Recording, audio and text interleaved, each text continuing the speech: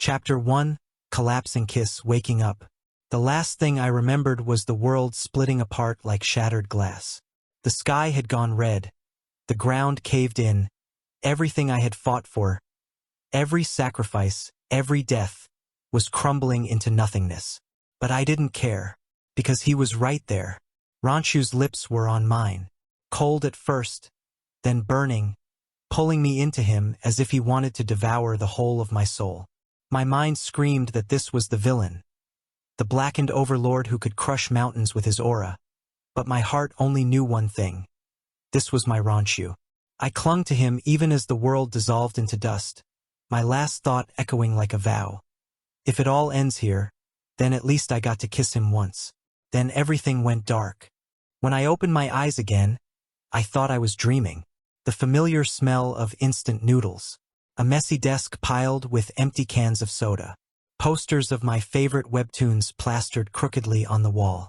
My gaming chair turned at an awkward angle, headset dangling like it had lost a fight. This wasn't the collapsing novel world. This was my apartment. I sat up, heart racing. Wait, am I back? That's when I noticed him.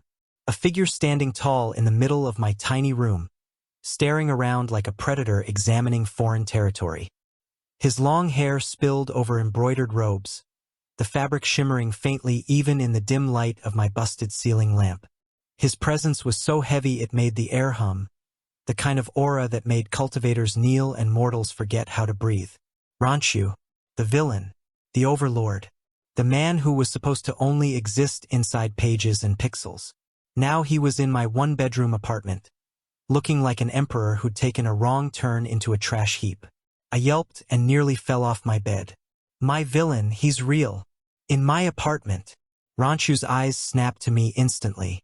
That cold, piercing gaze I'd adored for years was now locked onto my face like I just signed my own death sentence. Xu Wen, what realm is this? He said, voice low, deep, carrying the weight of mountains. My brain short-circuited. Realm? Oh God, you can actually talk here? Welcome to my humble abode. I waved vaguely at the room, then immediately regretted it when his gaze landed on my pile of BL merch sitting proudly on the shelf. Figures, posters, even a pillow. All of him. Ranxu froze, his expression unreadable. Slowly, deliberately, he walked to the shelf and picked up a chibi keychain of himself. He stared at it for a long moment, then turned his eyes back to me. Explain. It's... Oh my God. How do I explain fandom culture to a villain overlord? My words came out in panicked bursts. It's a thing where mortals, well, modern people admire powerful characters, and then buy stuff of them to show their love. You know, normal nerd things. He tilted his head slightly, still holding the keychain like it was a divine artifact. So mortals worship me here as well, he said, each syllable sharp. Not worship, I squeaked, waving my hands. Admire, respect. Okay, maybe a little worship, but in a fun way. Definitely not in a kneel or die way.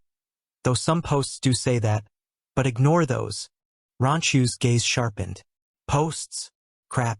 My laptop was still open on the desk, screen glowing with the last forum I'd been scrolling through before the collapse. The title was still visible in bold letters. Why Ranxu is the hottest villain in all of history. Kill me now. This was the villain I had worshipped behind a screen, the character I had died for again and again inside the novel world. And now he was inches away from me, alive, tangible, staring at me like I was the only thing that mattered. I swallowed hard. Oh God. I've actually transmigrated the villain into my nerd life. Not only the villain, my lover. Chapter 2, Fangirl Evidence. You know that feeling when your mom finds your secret stash of embarrassing middle school poetry? Multiply that by 1,000. Add in a villain overlord with killing intent for eyebrows and a voice like doom itself. That's where I was now. I should have hidden my laptop. I should have smashed it into little pieces the second I saw Ranxu standing in my room. But no, of course past me had left it open, glowing on the desk like a beacon of my shame. And Ranxu, with his endless curiosity and terrifying aura, drifted straight to it like a moth to flame. Xu Wen, what is this device. His voice was smooth, low, deliberate. That's a laptop, I squeaked, scrambling off the bed to intercept him. But he was already leaning down, elegant fingers brushing across the keyboard as if he'd always owned the thing. The screen flickered awake, revealing the cursed page of doom. Ranxu Fangclub Forum. The villain we can't stop loving. My blood turned to ice. Wait, don't scroll. But he did. Oh, he absolutely did. His sharp eyes scanned the first thread like a judge reading a guilty verdict. His lips moved as he read aloud. Ranxu's aura is so overwhelming. I'd happily throw myself beneath his boots. He paused, glancing at me. Beneath my boots. I made a noise halfway between a laugh and a dying bird. That's just, fan exaggeration. Hyperbole. Nobody actually means that. Ranxu scrolled further, his expression unreadable. I bet Ranxu's hands are cold, but he could choke me anytime. I covered my face with both hands. Oh my God, please stop. His gaze flicked up, voice deceptively calm. I want him to pin me to the wall and whisper in my ear like I'm his only prey. I whimpered. The air pressure in the room felt like it doubled. Ranxu closed the laptop with a click, then turned toward me, one hand resting lazily on the desk. He was composed, but that faint curve to his mouth was not safe. Not safe at all. Xu Wen, explain. He spoke my name like it was a promise and a warning at the same time. I flailed my arms helplessly. It's fandom, okay? Fandom. People in this world, my world, we admire characters. And sometimes we say things, dumb things, embarrassing things, because it's all fictional. It's not real. You're not supposed to actually read it. His eyes narrowed, the weight of his stare pressing down on me. But I am real. Yes. And I regret everything. I should have written a thesis instead of thirst posts. Oh God. I wailed, sinking to the floor. To my horror, he crouched down in front of me, robes pooling elegantly on my very questionable carpet. His hand tilted my chin up, forcing me to look at him. Is this what you wanted all along? To be beneath me, pinned, choked, stepped on? He asked, voice low and dangerous. My soul left my body. No. Well, not. Okay, maybe once, but that's not the point. He raised an eyebrow, amusement glinting in his eyes for the first time. The aura around him shifted, less suffocating menace, more possessive teasing.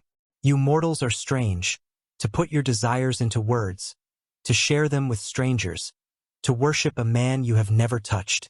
He leaned closer, his breath ghosting my ear. And yet you have touched me, again and again, with your life, your death, your sacrifice. My heart stuttered. He remembered, even here in this world. I coughed, desperately trying to steer the conversation back to safer ground. Look, it's harmless, okay? Fandom is just for fun. Nobody actually expects the villain to walk into their apartment and start quoting the comments section like scripture.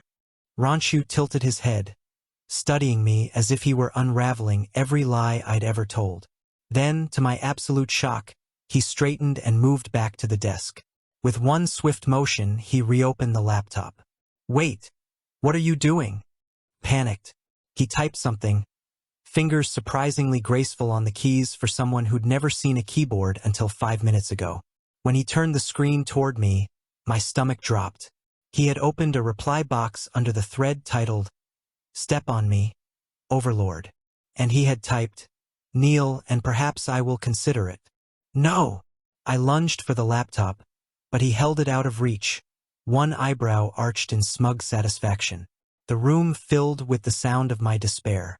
Do you realize what you've just done? The fandom's going to explode. They'll think I'm role-playing as you. I'll never survive the comments section. Ranxu's smirk deepened, his aura curling like smoke around the room. Good. Let them know. You are mine, Xu Wen. And I am not a fantasy. My brain short-circuited again. Somewhere deep in my soul, the part of me that was still a hopeless nerd whispered. He just canonically called me his. And that's when I realized my biggest enemy was no longer the system. It was my own embarrassing browser history. Chapter 3 Modern Clothes Disaster. I had a problem. Okay, I had a lot of problems. But this one was pressing. Ranxu, the terrifying, world-destroying overlord villain, was currently standing in my bedroom, still wearing his heavy embroidered robes like he was about to pass judgment on the 9 heavens. It was majestic. It was breathtaking. It was also extremely suspicious if my neighbors happened to glance through the window. I rubbed my temples. "We need to get you some clothes." Ranxu looked down at himself, then back at me, gaze cold as always. "What is wrong with these?" "What's wrong? You're walking around looking like a wandering emperor from a drama set. People will call the cops." I nearly shrieked. His eyes narrowed. "These robes are woven with spirit thread. Do you expect me to lower myself to wear the flimsy fabrics of mortals?" "Yes, that's exactly what I expect." "Come on, we're going shopping," I said, grabbing my jacket and shoving it at him. Dragging an overlord villain to the mall should be considered an Olympic sport. He walked beside me with his usual air of intimidation, his long hair flowing like some shampoo commercial while every passerby turned to stare. I tried to shrink into my hoodie. "Ranxu, tone it down," I hissed. He glanced at me, expression calm. "Tone what down?" "The aura. You're scaring small children." I pointed to a toddler who had just started crying when Ranxu walked past. Ranxu looked faintly amused. "They should be grateful to sense power so early." I groaned. "You're impossible." The first store we entered was one of those fast fashion chains. Bright lights, pop music, clothes crammed onto racks. Ranxu stopped at the entrance, eyes narrowing like he'd just stepped into a battlefield. "Xu Wen, this place reeks of mediocrity," he said, voice low. "It reeks of affordable pricing, that's what. Now try something on." I shoved him inside. I handed him a plain black t-shirt and jeans. He stared at them like I'd offered him a dish of poison. "These garments look as though they would disintegrate under a single strike," he said. "They're not for fighting. They're for not getting arrested when we go outside." I snapped. He held the shirt between 2 fingers, gaze frosty. "Unworthy." I pinched the bridge of my nose. "Just try it, please." Minutes later, I stood outside the dressing room, bouncing nervously. Then the curtain slid open, and I died. The t-shirt clung to his shoulders and chest, outlining every line of muscle like some Greek statue had come to life. The jeans sat perfectly on his hips, his long legs looking criminally good. He didn't look like he was wearing cheap mall clothes. He looked like a model who'd been paid millions to endorse them. My jaw dropped. Oh no." Ranxu raised an eyebrow. "These fit. Fit. You look like you just walked out of a Calvin Klein ad. How is that fair?" His lips curved faintly. "So you approve?" I made a strangled noise. "Approve? I mean yes, but also no. This is too much power for one man." He stepped closer, the tiny fitting room suddenly much smaller. "And yet you stare." I tore my gaze away, cheeks burning. "I do not stare. You drool." "I do not." I slapped a hand to my mouth just in case. Ranxu's smirk deepened. "It seems mortals have no better defenses against beauty than cultivators." I wanted the floor to open up and swallow me. We left the store with several bags of clothes, all black of course. Ranxu refused to wear anything frivolous. And I thought maybe, just maybe, I'd survive the ordeal. Until he stopped in front of a store window, looking at a mannequin in a suit. "What is this attire?" he asked. "That's a business suit. People wear it for professional settings." I explained, still clutching my dignity in tatters. His eyes gleamed. "Bring me one." 10 minutes later, he emerged from the fitting room in a tailored suit. And if I thought the t-shirt was bad, this was catastrophic. Ranxu in a suit was unfair to humanity. The sharp lines of the jacket emphasized his broad shoulders. The tie drew attention to his throat, and the whole ensemble screamed CEO of your life and soul. My brain short-circuited. This should be illegal. Ranxu adjusted his cufflinks with elegant precision. "This is acceptable." "Acceptable? You look like you own half the city." He gave me a sidelong glance, eyes glittering. "Perhaps I should." I covered my face with the shopping bag. I'm doomed. By the time we got back to my apartment, my wallet was crying. My dignity was buried 6 feet under, and Ranxu was smugly carrying his new wardrobe like he'd just conquered another realm. As he laid the suit jacket over the chair, he glanced at me and said casually, "So, which one will you kneel for first? The robes, the black shirt, or the suit?" I choked on air. "I'm going to bed." His low chuckle followed me as I fled to my room. Chapter 4: Technology War. If dragging Ranxu to the mall was a nightmare, introducing him to technology was an apocalypse waiting to happen. Started when he picked up my phone. I had left it charging on the table, screen still lit with a paused video. When I came back from the kitchen, Ranxu was staring at it with the same expression he used for enemies. Cold, focused, and ready to obliterate. "What is this small glowing tablet?" he asked. "It's my phone. It's a tool. For communication. For entertainment. For information." I explained carefully, like I was defusing a bomb. He turned it in his hand, brows furrowing. "There is chi within." "No chi. Just electricity." Ranxu narrowed his eyes, swiping a finger across the screen. The video started playing again. An anime opening with loud music blasting from the speakers. He dropped the phone like it had bitten him. It spoke. I barely caught it before it hit the floor. It didn't speak. It played a video. Ranxu straightened, robes swishing even though he was in my apartment. "You consort with spirit artifacts." "It's not a spirit artifact. It's... Look, let me show you." I sat him down on the couch and pulled up a browser. The second he saw the screen change, his eyes narrowed like he was facing a shapeshifter. This contraption bends reality at a touch, a treasure beyond comprehension. "And you mortals? Use it to watch painted figures sing?" he muttered. "Don't insult anime. It's culture." I defended. He gave me a look that said your culture is pathetic, but held his tongue. Instead, he asked, "What is this symbol?" He pointed at the Twitter icon on my screen. "That's social media. It's where people post their thoughts, follow celebrities, argue about nonsense," I explained nervously. Before I could stop him, he tapped it. And just like that, Ranxu discovered my secret account. The name glared back at me at Villainous. The header was a fan art of Ranxu in all his demonic glory, shirt half open, black flames curling around him. The pinned tweet was mine.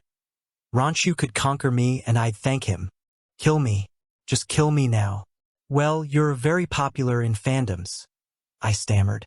He looked at the flood of comments under fan art posts. Thousands of likes. Replies screaming about his beauty, strength, aura. His expression softened into something dangerous. "So many mortals worship me here." "That's one way to put it," I muttered. He leaned back, scrolling like he'd done it his whole life. As they should. While I was too busy burying my face in a pillow. Chapter 5: Football Frenzy. I've always known Ranxu was dangerous, but I hadn't realized exactly how dangerous until I brought him to a football field. See, I had this genius idea. After the shopping disaster and the technology war, I thought he needs exercise. A harmless, normal mortal game. Something that will make him blend in. Biggest mistake of my life.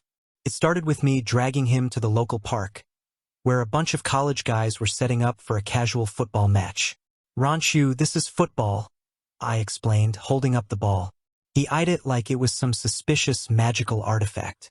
"A leather sphere." "Yes, a ball. The goal is simple, you kick it into the opponent's net. No swords, no spiritual energy, no burning people alive. Just teamwork and running around." I bounced it off my knee. Ranxu raised a brow, skeptical. "Mortals gather for this?" "Yes, it's fun. A way to connect with others," I said, trying to sound enthusiastic.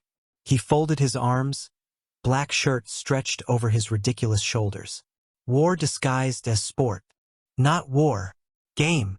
But when the players saw him, tall and regal-looking even in casual clothes, they immediately invited us to join. I think they assumed he was some foreign athlete or a retired pro. If only they knew. The match began. The second the whistle blew, Ranxu shot forward like a predator unleashed. His speed made everyone freeze. Within seconds, he stole the ball with terrifying precision. Then he actually bellowed, "Flank the enemy! Hold formation!" The poor college kids blinked. What? Ranxu ignored them, charging straight down the field like he was leading troops into battle. His expression was cold, eyes sharp, the villain aura radiating in waves. He kicked. The ball shot forward like a meteor and, crash, the goalpost bent.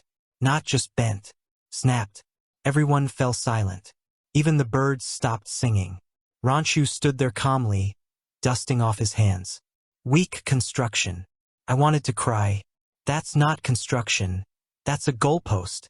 The players stared at him in horror. One guy whispered, "Bro, did he just break steel with a football?" Ranxu's lips curved faintly. Insufficient defense. Of course, the game couldn't go on with a broken goal, but Ranxu was on fire. Literally.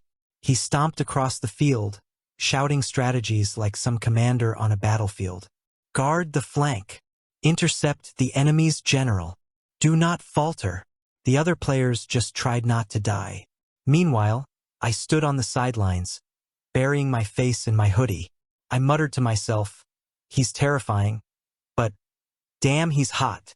Because let's be honest, watching Ranxu command the field, muscles flexing, sweat glistening on his jawline, hair tied back but strands falling loose, he looked like a god of war playing a kid's game. If that isn't illegal, it should be. At one point, he passed the ball to me with alarming force. I screamed. It slammed into my stomach, knocking me flat. I wheezed on the ground like a dying fish. Ranxu frowned, leaning over me. Your constitution is too weak. It's a football, not a spiritual weapon. I wheezed. He crouched, brushing dirt off my clothes, voice low so only I could hear. Then why did you place yourself in danger, fool? My cheeks burned. It's not danger, it's a game. Ranxu tilted his head, unreadable. Then he extended a hand, pulling me up with far too much ease. Pathetic mortal games, he said, though his grip lingered on mine just a little too long. By the time the match ended collapsed in chaos. Half the players had fled, 2 were trying to fix the broken goalpost, and one guy was muttering, "That man's a monster." Ranxu stood proud, unbothered. Victory. There was no score. I snapped. There was dominance. That is enough. He gave me that smug smirk that made my knees weak. I buried my face in my hands. I can never come to this park again. On the way home, I tried to explain that sports are supposed to be fun, not life-and-death military drills. Ranxu just glanced at me sideways. And yet you stared at me the entire time. I tripped. I did not. You drooled. I shut up. His smirk widened. Then tomorrow, teach me another game. I wish to see how many more of your mortal entertainments I can conquer. My stomach dropped. The thought of him at a bowling alley, or worse, at karaoke, sent shivers down my spine. But another part of me, traitorous, hopeless, fangirl part, thought, yes, please, more. And that was how I learned a valuable lesson. Never, ever, ever let a blackened villain play football. Unless you want him to break the world and your heart at the same time. Chapter 6, Amusement Park Terror. Taking Ranxu to the amusement park was either the dumbest idea I'd ever had, or the greatest stroke of genius. Spoiler, it was both. I thought, naively, that a day surrounded by rides, snacks, and flashing neon lights would help him relax, blend in, maybe even let me have one normal date experience before the world imploded again. Instead, I ended up with an overlord villain treating the place like a war zone. The first ride we tried was the roller coaster. Sit here, I instructed, strapping myself in. My hands were already clammy, my heart pounding, but I wanted to look cool in front of him. It's fun. Just a little fast. Ranxu examined the steel track looping into the sky, eyes cold and calculating. This contraption carries mortals through the air, then hurls them down at breakneck speed. Yes. Without chi. Yes. Foolish. But he sat down beside me, silent and composed. His aura alone made the teenage staff member double-check the safety bar twice before sprinting away. The ride started. We climbed. The world fell away beneath us. My stomach lurched. "Ranxu?" I whispered, clutching his sleeve. "If I die, you won't." His tone was flat, absolute. Then we dropped. I screamed like a banshee. The coaster roared, twisting, turning, plunging us into loops that rattled my bones. My throat went raw, my vision blurred. My soul left my body 3 separate times. And Ranxu sat there, unmoving, expressionless. If anything, his aura grew colder, like the roller coaster itself had offended him by daring to shake him. By the end, my hair was a nest, my knees jelly, and my voice hoarse. Ranxu stepped off the ride. Robes? Yes, he still insisted on a long black coat that looked like modified robes, fluttering in the breeze. Pointless. I staggered after him. Pointless. He glanced back at me, eyes flicking down to my trembling legs. Then, almost imperceptibly, his lips curved. Amusing, though. Next was food. I bought him cotton candy, proud of my brilliant idea. Try this. It's sweet. Ranxu eyed the fluffy pink mass like it was an enemy beast. It looks unnatural. It's sugar. Just taste it. I shoved it at him. Reluctantly, he plucked off a piece, bringing it to his mouth. The instant it melted on his tongue, his expression flickered. He liked it, but of course, being Ranxu, he couldn't admit that. Instead, he frowned, holding up his sticky fingers. This substance clings like a parasitic worm. It dares to mock me. It's not mocking you. That's just how it works. I laughed, wiping his hand with a napkin. Ranxu huffed, turning his head away like a sulky cat. But when I wasn't looking, he plucked another piece. And another. By the time I caught him, half the cotton candy was gone. I raised an eyebrow. "Oh, so it's that bad, huh?" He glared. Silence. Then came the carnival games. I dragged him to the ring toss, the shooting gallery, the basketball hoop, all those rigged stalls designed to eat money. "Win me that one," I teased, pointing to a giant, ridiculous plushie shaped like a pink bear. Ranxu gave me a flat look. "A stuffed beast." "Yep, that's how you prove your worth here." He narrowed his eyes, stepping forward. The stall owner handed him 3 rings, smirking. "Careful, buddy. These aren't easy." Ranxu tossed 1 ring. Perfect bullseye. The man blinked. Lucky shot. 2nd ring. Bullseye. 3rd ring. Bullseye. The stall owner's mouth dropped open. I clapped my hands over my face, groaning. "You don't have to be perfect at everything, Ranxu." The man shoved the giant pink bear at me in terror, mumbling something about, "Please don't sue us." Ranxu stood beside me, eyes glinting with smug amusement. "You wanted this, did you not?" I hugged the plushie, cheeks hot. "You didn't have to show off so much." He leaned closer, voice low against my ear. "When have I ever done less than conquer?" My heart stopped. By evening, we'd ridden more rides. Ranxu continued to terrify every staff member by glaring at the machines. Eaten overpriced snacks. He declared corn dogs acceptable. And left a trail of traumatized stall owners. As we walked home, I clutched my giant bear while Ranxu strolled like he owned the entire park. "Did you enjoy yourself?" I asked softly. He glanced at me, then at the bear, then back again. For a moment, his aura softened just a fraction. "Yes, because you laughed." His tone was quiet, steady. I tripped over my own feet, heart doing gymnastics. "What?" He smirked. "Your joy is worth enduring mortal foolishness." I buried my burning face in the plush bear. "You're unbearable." But secretly, I was glowing inside. Because Ranxu, the blackened villain, had just admitted he liked seeing me happy, even if he'd declared war on cotton candy along the way. Chapter 7, Karaoke Night. Of all the questionable decisions I've made since dragging Ranxu into the modern world, this one might top the list. I brought him to karaoke. It wasn't even my fault.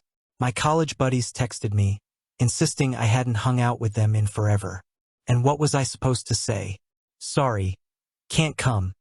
I'm too busy babysitting an ancient villain overlord who thinks Wi-Fi is witchcraft? So, like an idiot, I said yes. And like an even bigger idiot, I decided to bring Ranxu. The moment we stepped into the neon-lit room, he frowned. This chamber reeks of cheap alcohol and false bravado. I sighed. That's basically the whole point.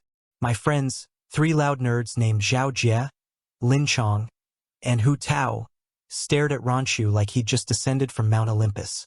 Xu Wen, who's your ridiculously handsome friend? Zhao asked. I laughed nervously. Oh, this is Ranxu. He's foreign exchange. Ranxu's gaze swept over them, sharp enough to slice. Mortals. They nodded rapidly, as if he'd bestowed a blessing. Once the drinks arrived, the night started with Lin Chong belting out a pop ballad completely off-key. Everyone cheered anyway. Then Zhao Jie grabbed the mic. One. Your turn. I tried to wave it off, but Ranxu's eyes pinned me down. Sing. I don't have to. You dragged me here. Sing. His tone brooked no argument. Great. Just great. I scrolled through the machine, praying for inspiration. Then it hit me. Cheesy BL drama theme songs. I picked the sappiest one I could find. The opening notes played, and I started singing, horribly off-key but with passion. Even across worlds, I'll find you. I looked right at him as I sang, clutching the mic. My friends hooted, thinking I was just hamming it up. But Ranxu, he didn't look away. Not once. His dark eyes locked onto me, unwavering, like I was the only one in the room. Like the lyrics weren't just bad drama lines. They were truth carved into fate. My throat went dry mid-verse. Ranxu, don't look at me like that, I mumbled, voice cracking. He didn't blink. Continue.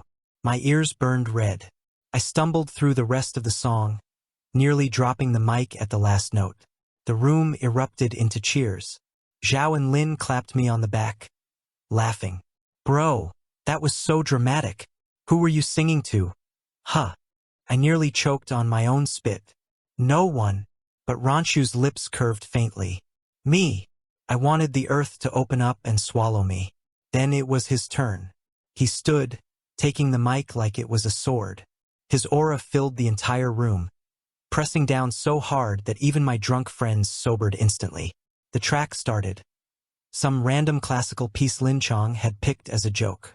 Ranxu opened his mouth, and the entire room vibrated. His voice wasn't just good. It was devastating. Deep, resonant, carrying the weight of mountains and rivers. The speakers shook, the glasses on the table rattled, and the poor karaoke machine smoked at the edges. Lin Chong's jaw dropped. Holy shit. Hu Tao covered his ears, wincing. Bro, the walls are shaking. I just sat there, staring like an idiot, because it wasn't just the power, it was the way he sang. Serious, controlled, like every note was a battlefield and he would conquer it without mercy. I forgot to breathe. When he finished, silence fell. Then the machine cheerfully beeped. Score, 100. The entire room screamed. Impossible! Zhao shouted. He broke the machine. Hu Tao yelped. This isn't karaoke. This is an exorcism. Lin Chong cried. Meanwhile, Ranxu handed the mic back calmly. Adequate. Adequate. You just nearly destroyed the sound system. I yelped. He looked at me, eyes gleaming faintly. Did you enjoy it? My heart did a full somersault. Yeah. Then it was worth it. The rest of the night was chaos. My friends kept begging Ranxu to sing again, but he refused. Instead, he sat back, one arm casually draped over the couch behind me, aura still overwhelming. I tried not to combust. At one point, Zhao leaned over, whispering, Bro, are you sure he's not your boyfriend? I choked on my drink. What? Ranxu, without missing a beat, said, He is. The room went dead silent. I nearly fell off the couch. Ranxu. He just smirked, sipping his drink like he hadn't just detonated a bomb. On the way home, I glared at him, face still hot. You can't just say things like that. He glanced at me, amused. Why not? It's true. But you can't just... My words stuck in my throat. His smirk softened into something quieter, almost gentle. You sang for me. That was enough. I shut my mouth, clutching my bag of leftover snacks like it was a lifeline. This villain was going to kill me. Not with swords, not with blackening, but with sheer heart-stopping honesty. Chapter 8: Nightclub Chaos. If karaoke night was a disaster waiting to happen, then taking Ranxu to a nightclub was straight up playing Russian roulette with glow sticks. But in my defense, my friends wouldn't stop bugging me. Come on, one, you never go out. Zhao Jie texted. Yeah, don't be such a hermit. Live a little, Lin Chong added. And somehow, in a moment of weakness and maybe temporary insanity, I thought, why not? I mean, what's the worst that could happen? Answer. Bringing a centuries-old villain overlord into a neon dungeon of flashing lights, pounding bass, and sweaty bodies. The moment we stepped inside, Ranxu froze. The music thudded like war drums, colored lights sliced through the air, and the crowd pressed shoulder to shoulder, writhing to the beat. Ranxu's aura spiked instantly, oppressive and cold. His lip curled. This is chaos incarnate. Yeah, well, that's the point. I tugged at his sleeve nervously. Just think of it like a mortal festival. He gave me a side eye so sharp I nearly combusted. This is not a festival. This is a battlefield of intoxicated fools. Honestly, not wrong. We found a table near the back, and I ordered drinks for myself, mocktail for him, obviously. No way was I letting ancient blackened overlord Ranxu near vodka. He eyed the glowing red drink suspiciously. This looks like demon blood. It's cranberry juice. I hissed. He sniffed it, frowned, then sipped. His brows relaxed minutely. Acceptable. Progress. Meanwhile, I tried to relax. The music was blasting. My friends were already drunk dancing, and I thought maybe we'd survive this night without catastrophe. I was wrong, because apparently, to the average nightclub goer, I was cute nerd lost in the wrong habitat. And worse, Ranxu's aura, his clothes, all black, sharp, expensive, and way too hot for his own good. And his face made him look like some mafia boss who owned the entire place. So naturally, every time someone came near me, their eyes widened, and they made a sharp U-turn. Except for the drunk ones. 3 guys stumbled over, reeking of beer, grinning at me like wolves. Hey cutie, you here alone? One slurred, leaning too close. My stomach dropped. No, I'm... Before I could finish, a freezing chill cut through the heat of the club. Ranxu's aura flared like a blade pressed against every throat in the room. The lights flickered. The bass seemed to distort. People in the crowd shivered without knowing why. The drunk guy blinked, confused. What? Ranxu's voice slid in low and lethal. Step away. The guy actually stumbled back, face pale. What the hell, man? His friends tried to puff up. We're just talking. Ranxu's eyes narrowed, sharp as swords. Talking. He leaned forward, one hand gripping the table so hard the wood creaked. You dare to lay eyes on him. The temperature in the club seemed to plummet 10 degrees. The 3 drunks blanched, muttering excuses before practically sprinting away. Around us, whispers spread like wildfire. Who the hell is that guy? Did you feel that? Like someone put a knife to my throat. Bro, is this place haunted? I wanted to die. Right there. Collapse into the sticky floor and never get up again. I tugged desperately at Ranxu's sleeve. Stop it. You're scaring everyone. They should be scared. He growled, eyes still cold and sharp. They dared to touch you. They didn't touch me. They were just drunk idiots. His gaze snapped back to me, burning. One more step, and I would have killed them. My heart leapt into my throat. Not because of the threat, okay, partly because of the threat, but mostly because of the way he said it. Like my safety was absolute. Like nothing else in this world mattered. I swallowed hard. We are leaving. Dragging a 6-foot-tall villain overlord out of a nightclub is easier said than done. He resisted like an offended cat, glaring murder at anyone who dared to glance our way. Ranxu, please, If someone calls the cops, I begged under my breath, yanking his sleeve. Cops? He echoed dangerously. Righteous cultivators of this world, I improvised. His eyes narrowed. Let them come. I almost screamed. No, no letting them come. We're going home right now.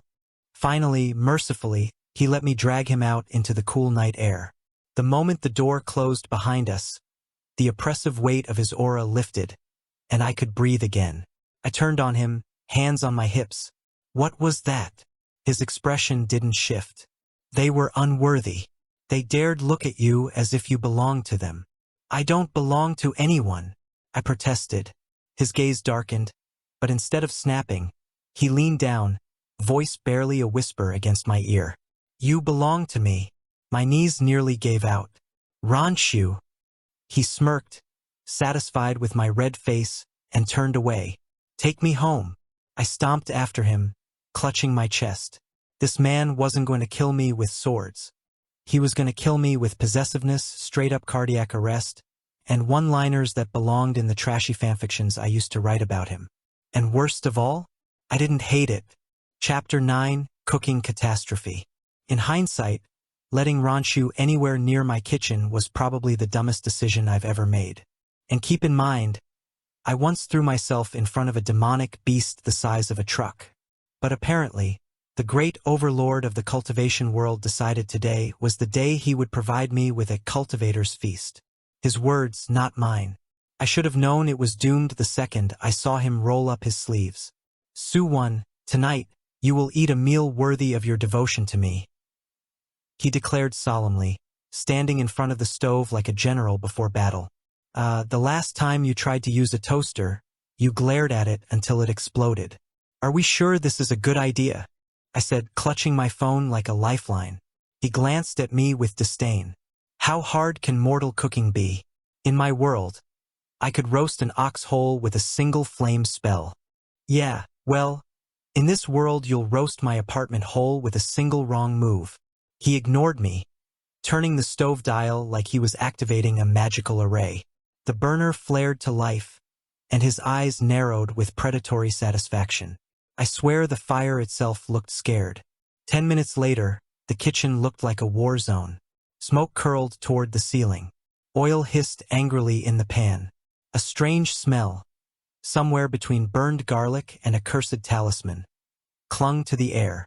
Coughed, flapping my hand. What are you even making? Stewed spirit beast ribs, he said proudly, tossing. Was that soy sauce? Onto a pan of half-charred vegetables. It is a recipe of great power. That's not ribs, that's... Oh my God, that's my frozen chicken nuggets. Ranxu, he didn't even flinch. Meat is meat. Mortal beast, spirit beast, it matters not. With enough fire, all will submit. I nearly cried. My poor nuggets. A moment later, the smoke alarm blared, shrill and accusing. Ranxu looked up sharply, aura flaring. What foul spirit dares screech at me? That's the fire alarm. It's not a spirit. It's never mind. Just turn off the stove. I yelled, sprinting to wave a towel at it. To my horror, instead of turning the dial, he drew a hand seal like he was about to obliterate the appliance. I lunged, grabbing his wrist. No magic. No fireballs. You'll blow us into the next dimension. He blinked down at me, then slowly lowered his hand. Your mortal tools are weak and noisy. They're safe. Unlike you. After much chaos, I finally convinced him to back away from the stove. I pointed him toward the counter and ripped open a pack of instant ramen. Here, watch and learn. This is what we eat when we're lazy, broke, or both. Which is me 90% of the time. He leaned over, watching suspiciously as I boiled water. That is just noodles. And powder. Yes, and it's delicious. Don't question the magic. He arched a brow but said nothing as I poured the seasoning packet in. When the steam rose, filling the kitchen with that salty, satisfying smell, I caught him sniffing. Intriguing, he admitted reluctantly. 5 minutes later, I handed him a steaming bowl. Go on. Behold the food of the gods. He took the chopsticks with the gravitas of a man holding a sacred sword. Then, carefully, he slurped one noodle. His eyes widened. This is ambrosia. Mortal fare, yet divine. His voice dropped. Reverent. I smirked. Called it. Then he devoured the entire bowl in record time, glaring at the empty dish like it had personally offended him. Another. I nearly choked. Wait, seriously? That was 3 packets worth. Another, he repeated, already reaching for the pot like a tyrant reclaiming his throne. I laughed, shoving him away. Okay, but you're helping this time. Rule number 1. Don't burn down my house. We ended up cooking side by side. Well, cooking for me, hovering like a predator over prey for him. He watched every movement with an intensity that made my hands sweat. When I handed him a spoon to stir, he moved like he was drawing a sword strike, dead serious. The noodles splashed. He scowled. Your tools are flimsy. They're spoons, not weapons. I could forge a better one with spirit iron. I rolled my eyes but couldn't stop smiling. By the time the second pot was done, the kitchen was still standing, barely, and Ranxu was slurping noodles like he'd discovered enlightenment. I leaned against the counter, watching him. His hair fell loose around his face, the glow of the stove light catching on his sharp features. He looked completely at ease for once, sitting in my tiny kitchen in an apron I'd forced him into, bright yellow with a cartoon bunny on it. The contrast was so ridiculous it made my heart ache. Ranxu, you're really something else, you know that? He looked up, noodles still hanging from his chopsticks. I laughed. Never mind. He tilted his head, then set the bowl down and leaned closer. His voice dropped, low and possessive. If you smile at me like that, Xu Wen, you'll never escape. My face burned. Who said I wanted to escape? His answering smirk was devastating. And then, just like that, the ruined kitchen didn't matter. The smoke alarm didn't matter. The mountain of dirty dishes didn't matter. Because here we were, me and the villain I'd once only dreamed of, sharing instant noodles and a stupidly domestic moment. And honestly, it was perfect. Chapter 10 Movie Marathon. When I said, let's watch a movie, I thought it would be a normal, quiet night. Popcorn, blankets, my laptop hooked to the TV. Simple domestic bliss. What I didn't factor in was that I'd be watching wuxia movies with the literal overlord villain who made martial arts masters wet themselves just by existing. Big mistake. The first movie I queued up was a classic. Flying swords, dramatic monologues about honor, endless slow-motion shots of people flipping in the air. I was nostalgic, ready to gush. Ranxu lasted exactly 3 minutes before scoffing. Pathetic, he muttered. I froze with a fistful of popcorn halfway to my mouth. What? He gestured disdainfully at the screen. That one, his stance is crooked. His sword chi would collapse in a single strike. It's a movie, they're actors, I said, exasperated. Actors, they insult the art of combat with this farce. Look, he parries with his wrist exposed. A fool's death. He repeated, unimpressed. On screen, the hero launched into a spinning kick, background music swelling. The audience in the theater probably cheered. Ranxu sneered. If he attempted that before me, he would last less than a breath. I groaned, shoving popcorn into my mouth. You're ruining it. I speak the truth, he said, sipping his tea like a judge delivering a verdict. By the second movie, I was already regretting everything. This one was more modern. Flashy CGI, colorful robes, everyone so pretty it hurt. Ranxu was silent for a while, arms crossed, aura practically radiating disdain.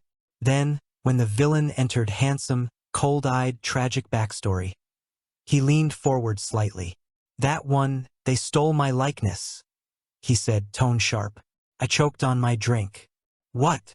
No, it's just a character. His eyes narrowed. His robes, his aura, even his path of vengeance.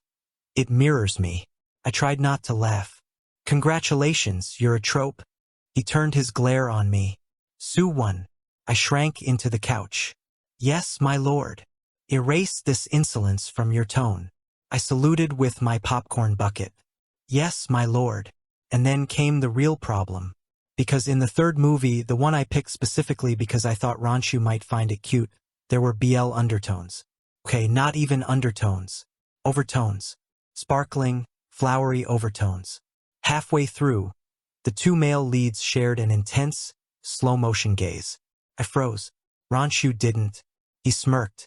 Smirked. So this is what you mortals imagine. My face went red instantly. Wait, don't. Crude, he continued mercilessly. But, close enough. I slapped a pillow over my face. I hate you.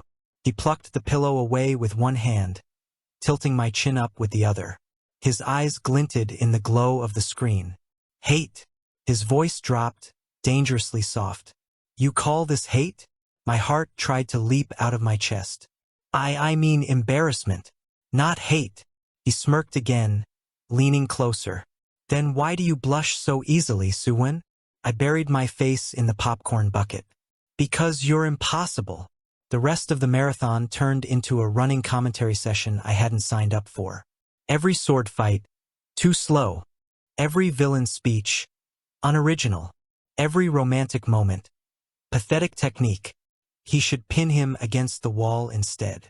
I nearly launched the remote at his head. But then, every so often, when the light from the TV flickered across his face, I'd catch him watching me instead of the screen. Not the movie. Me. And suddenly all the mockery, the teasing, the embarrassment, it didn't matter. Because when Ranxu's sharp, dangerous gaze softened just a fraction, it felt like every BL trope in existence couldn't compete with the real thing sitting next to me. At one point, when the leads finally kissed on screen, I muttered, "Here we go, cliché ending." Ranxu leaned down, lips brushing my ear. "Would you like me to demonstrate a better ending?" I nearly died on the spot. "You are not allowed to talk during movies," I squeaked. He only laughed, low and pleased, before stealing the popcorn from my hands like a thief. By the time the credits rolled, my cheeks hurt from blushing, my heart was ready to file harassment charges, and my popcorn was gone. But as Ranxu stretched, utterly unbothered, and casually draped an arm over the back of the couch, pulling me in close, I thought maybe movie nights weren't such a mistake after all. Because even with his constant commentary, even with the mortifying BL smirks, it was still just me and him in my tiny apartment, wrapped up in blankets like something out of the very fanfics I used to write. And for once, I didn't need fiction. I already had my villain. Chapter 11, Drunk Villain. In theory, introducing Ranxu to alcohol sounded like a harmless idea.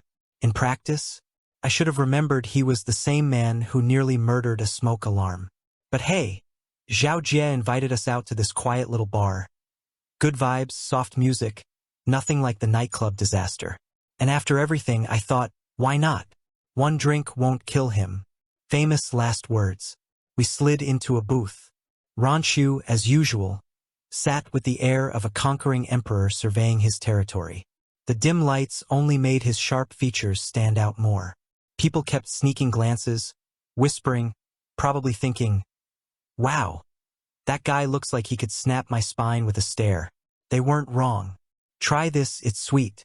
Not too strong, I said, pushing a glass toward him. A simple cocktail, nothing fancy. Ranxu raised a brow. Mortal spirits? Yes, not the kind you can exorcise, I said.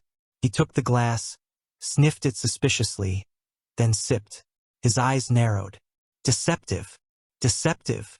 It tastes harmless, but I sense danger, he murmured, downing the rest in one go. I rolled my eyes. It's not poison. Relax. He set the glass down with finality. Another. Oh no. 3 drinks later, I knew I was doomed. Because the mighty overlord, Ranxu, cold, untouchable, sharp as a blade, was slumped against my shoulder, mumbling into my jacket. Xu Wen, he breathed, voice low and unsteady. Xu Wen, Xu Wen. Yes, I said, half panicked, half thrilled. His arm curled around me possessively. Mine. I froze. Wait, what? He nuzzled closer, his forehead pressing into my neck. Mine. No one else. Just mine. My heart exploded into confetti. You're drunk? I stammered, face blazing. Drunk? I do not fall to such weakness. I am unmatched. He pulled back slightly, eyes hazy but still smoldering. Then he kissed me, right there in the booth in front of the whole bar. Soft, insistent, and way too many witnesses. I nearly combusted. Ranxu, people are staring. Let them. He kissed me again, slower this time, lingering, like he was staking his claim. His lips brushed mine between words. They should know, you are mine. I wanted to melt into the floor, or maybe melt into him, preferably both. When I finally managed to peel him off long enough for him to breathe, I shoved a glass of water at him. Drink this, please, before you kill me with second-hand embarrassment. He sipped it, glaring at the glass like it had personally offended him. Then he leaned against me again, whispering, Xu Wen, do not leave me. My chest tightened. I'm not going anywhere. Good. Then I can sleep.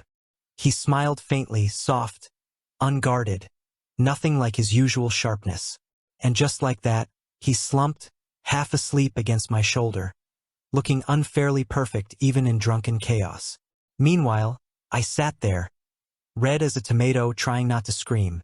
Later that night, after dragging his ridiculous 6-foot frame back to my apartment, my back may never recover, I tucked him onto the couch. He immediately reached for me again, muttering, mine, like a broken record. That's when I had the best idea of my life. I grabbed my phone, hit record, and whispered sweetly, Ranxu, say that again? He blinked blearily, then obediently murmured, Xu Wen mine. I grinned. Perfect. Future blackmail material acquired. When he inevitably went back to being his usual terrifying self, I was going to treasure this video. I'd play it every time he got too smug, every time he glared at my fandom tabs, every time he scared waiters into near cardiac arrest. Because no matter how scary Ranxu was, drunk Ranxu was just a clingy, lovesick disaster. And honestly, I loved both versions. As I finally sat down beside him, his hand blindly found mine, gripping tightly even in sleep. His aura, usually sharp and suffocating, softened into something warm and steady. I smiled, squeezing his hand back. Yeah, Ranxu, I'm yours. But just wait till you see this video in the morning. And with that, I settled in next to my drunken villain, feeling like maybe, just maybe, this disaster was exactly what I wanted. Chapter 12, Fandom Frenzy. If there was one thing I should have known by now, it's that leaving Ranxu alone with my laptop was a catastrophic mistake. I mean, this was the man who once asked me if the refrigerator was a frozen treasure vault, and threatened to duel the washing machine because it dared to shake in his presence. Technology plus Ranxu equaled war. So when I stepped out of my room after a shower and saw him perched at my desk, long legs crossed, robe sleeves spilling over the keyboard, I nearly had a heart attack. Ranxu, what are you doing with my laptop? I squeaked. He looked up slowly, aura chilling, eyes narrowed. Xu Wen, explain. His voice was dangerously calm. My stomach dropped. Explain what? He turned the screen toward me, and there it was. A fan forum. The fan forum. The one full of fanfictions, fan arts, memes, theories. Basically the holy grail of my nerd life. Only now it was Ranxu's personal hell.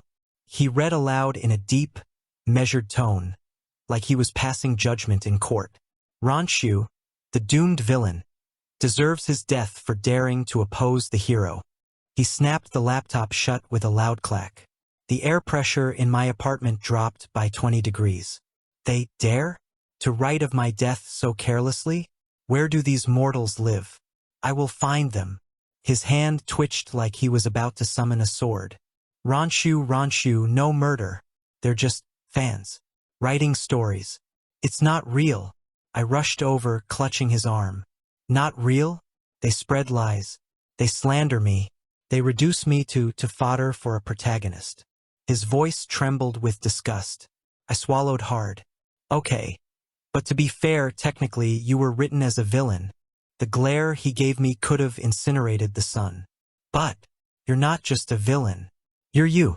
And these are just random people online. They don't matter.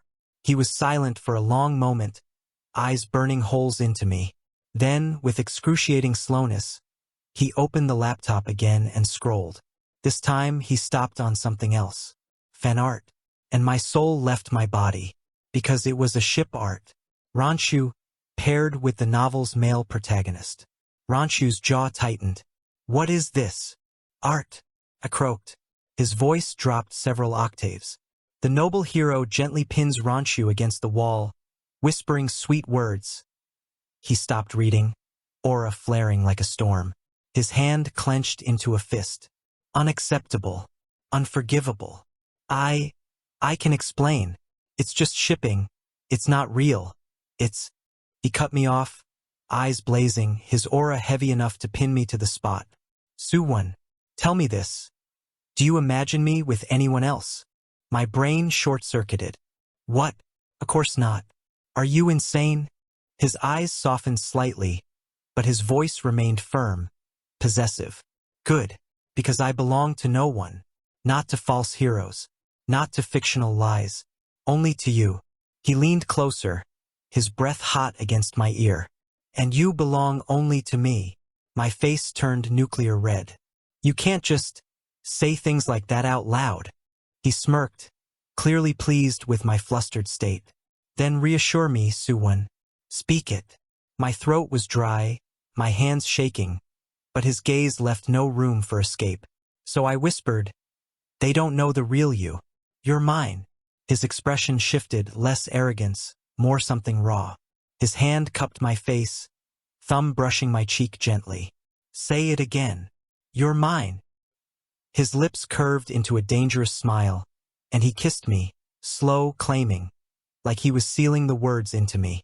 When he pulled back, he licked his lips, eyes gleaming with satisfaction. Good. Now I'll permit their existence. For now. I groaned, burying my face in my hands. Great. I can never go on that forum again. He leaned back, smug as ever. Correct. You have no need to look at them. Look only at me. Ranxu, that's not how fandom works. Then I shall become your fandom. That's not. Forget it. But even as I complained, my heart thumped wildly, because despite the chaos, despite the absurdity, he was right.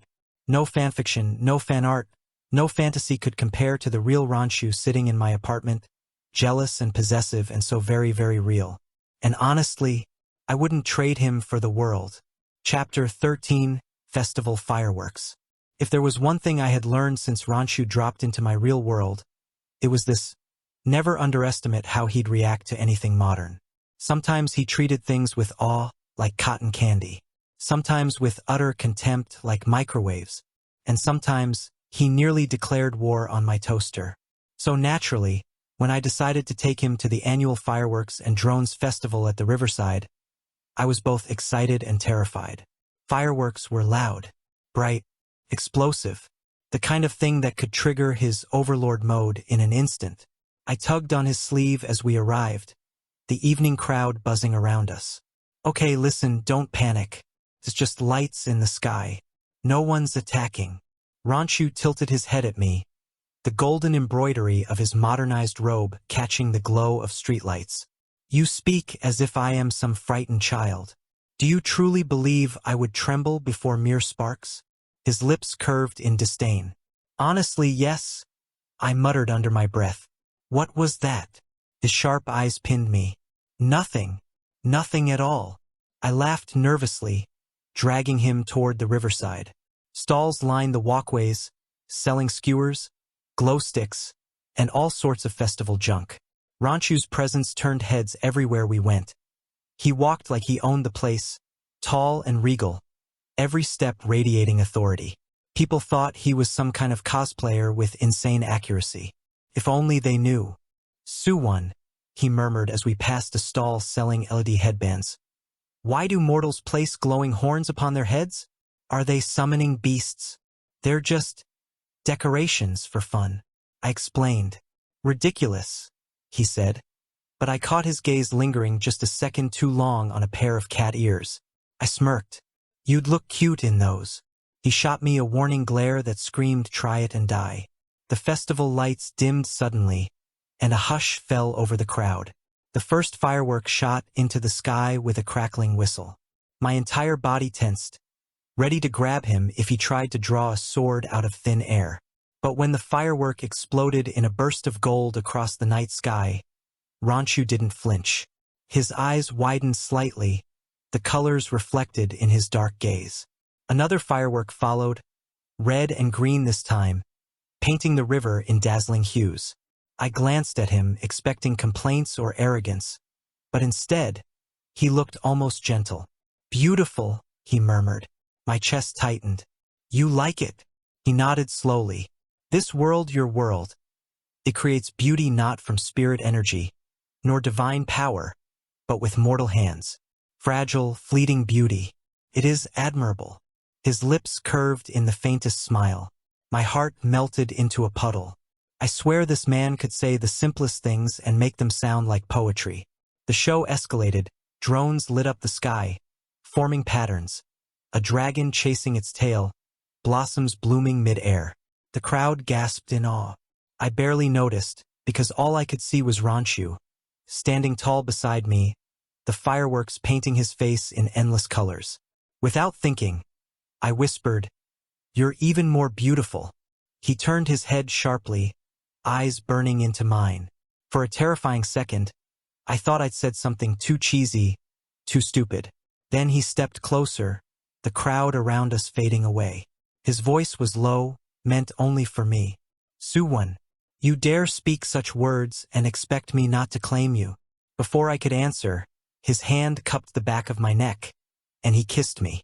Right there, under the exploding sky, in front of half the city, Ranxu kissed me like I was his entire world. The kind of kiss that stole the air from my lungs, that demanded and gave all at once. The crowd's cheers blurred with the fireworks, and for a moment, it felt like the whole festival existed just for us. When he finally pulled back, my legs were jelly, my face burning. "You can't just..." "Silence," he whispered, pressing his forehead against mine. "Do not compare me to fleeting lights. They vanish. I do not." I laughed breathlessly, tears prickling my eyes from the overwhelming mix of awe and embarrassment. "Ranxu, you're impossible." He smirked, lips brushing mine again. "And you are mine." The finale thundered above us, 100 explosions painting the sky at once. Everyone was watching the fireworks. But me, I only watched him. Chapter 14, Villain's Proposal. I should have known something was up the moment Ranxu started flipping through my stack of magazines like they were ancient scrolls filled with divine secrets. I'd left him alone in the living room for 5 minutes, just long enough to boil some instant noodles, and came back to find him seated like a king, robes spilling off the couch, a glossy bridal magazine in his hands. "Xu Wen, explain this ritual," he said without looking up, voice deadly serious. I froze. "Ritual?" He jabbed a slender finger at a photo of a handsome man kneeling before a teary-eyed woman, a ring box in his hand. "This," I choked on air. "That's not a ritual, that's a marriage proposal." His sharp eyes lifted. "Marriage?" He tasted the word slowly, like it was foreign and dangerous. "Binding two souls together for life?" I rubbed the back of my neck awkwardly. "Well, yeah, sort of. It's more of a legal and emotional commitment here, not spiritual binding like in cultivation." Ranxu shut the magazine with a snap, his expression unreadable. "Then it is a weaker version of a cultivator's life oath." "Kinda." I didn't get to finish. He rose gracefully, robes swishing, eyes gleaming with some terrifying plan. "Then I shall do it." My stomach sank. "Do what, Ranxu? Wait, you can't just..." He didn't listen. Of course he didn't. The next day he dragged me, literally dragged me, downtown. I had no idea what his plan was until he suddenly stopped in the middle of a busy plaza. People everywhere, chatter filling the air. And then he turned to me. My heart stopped. "Ranxu, don't..." I whispered urgently. Too late. The great Ranxu, overlord of countless cultivators, dropped down onto one knee. In public, gasps echoed around us. People turned. Phones came out. My soul left my body. In his hand was not a ring box. Oh no. He had conjured something from who knows where. A small silver band, glowing faintly with spiritual energy, humming like it contained a whole universe. Xu Wen. In this world, it is said one kneels to bind a life together. I have never bent my knee to anyone, but for you, I will.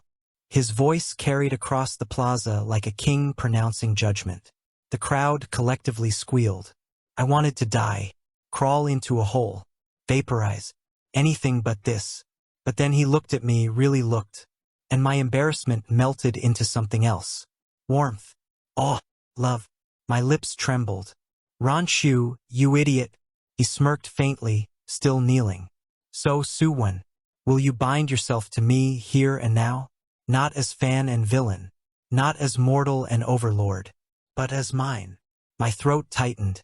Couldn't breathe. Yes, of course yes. I whispered, eyes stinging. The crowd erupted in cheers.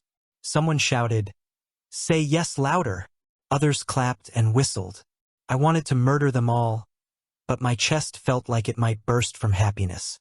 Ranxu slipped the glowing ring onto my finger. His hand lingered warm, possessive. Then he stood, pulling me against him in one swift motion, and kissed me deeply.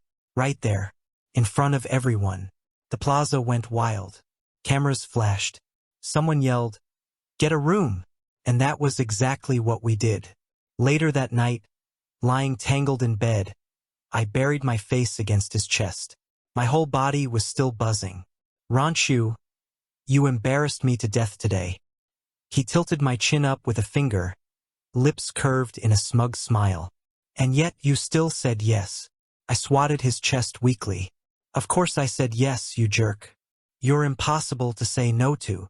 His eyes softened, the arrogance melting into something far more dangerous, something vulnerable.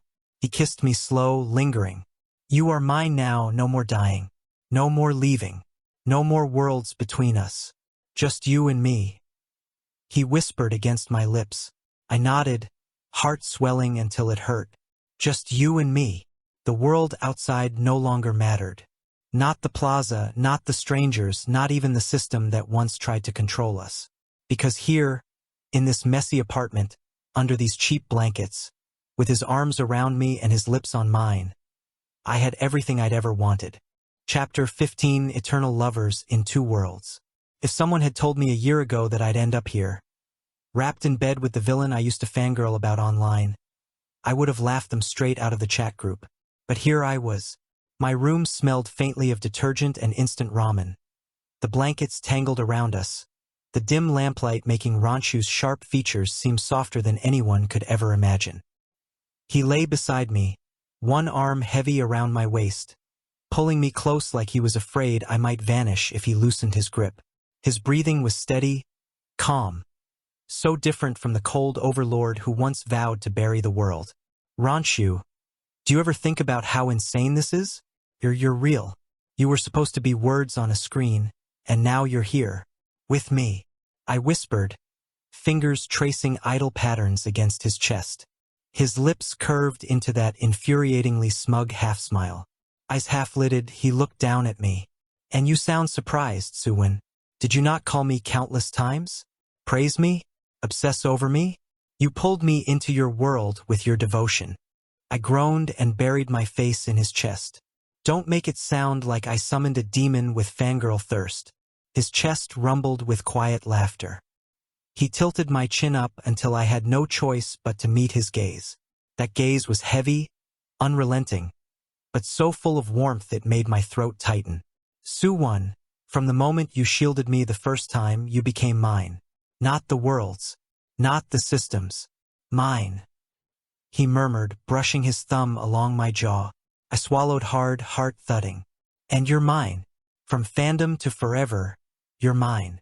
His smirk deepened, dangerous and tender all at once. And you're mine. Eternally. He kissed me then. Slow. Claiming. The kind of kiss that made me forget everything else. The broken novels, the collapsed worlds, even the stupid system that once tried to script my fate. I melted into him, my fingers clutching at his robe, though now it was rumpled and paired with sweatpants I'd bullied him into wearing. Overlord or not, he was just a man in my arms. My man. We broke apart only when breath demanded it. Foreheads pressed together, both of us smiling like idiots. This is enough. I whispered, voice trembling with quiet joy. His hand tightened at my waist. No, Xu Wen. Not enough. Never enough. I will stay at your side, in this world or any other. I will burn the heavens before I let anyone take you from me again.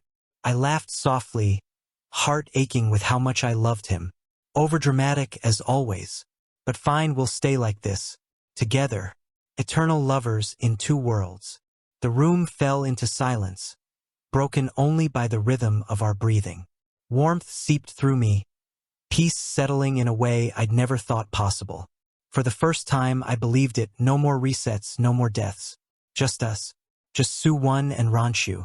I closed my eyes, drifting off in his arms, thinking that maybe, just maybe, I'd won against fate. But across the room, my laptop screen flickered to life. The fans inside whirred softly, the glow cutting through the darkness. Words scrolled across the screen for an instant, unread by either of us. System rebooting, initializing host link, loading.